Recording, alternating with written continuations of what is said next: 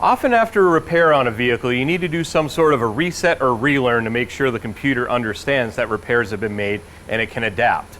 On Fords, there's a test that's done that's called a Misfire Monitor Neutral Profile Correction. So let's walk through how to do that on this Focus.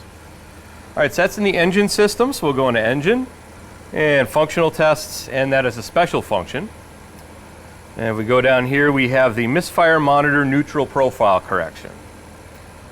So it says this procedure resets and learns the Misfire Monitor Neutral Profile Correction. This procedure should be performed following either a PCM replacement, internal engine repairs, or crank sensor or trigger replacement. So any of those things, I do any sort of internal repairs, I take it apart for any reason, I need to do this after the fact.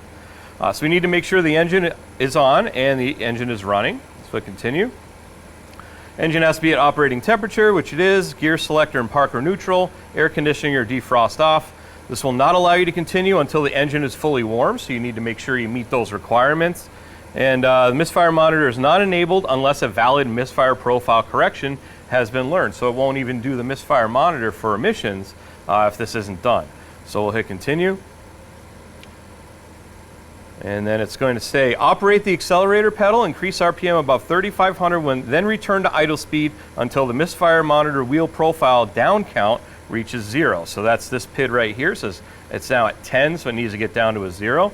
So if we can rev that up once. Okay. Okay, one more time. Okay. All right, there we go. And once it reaches 0, it automatically completes, says the test is complete, and turn the ignition off. So we can just leave it running for now.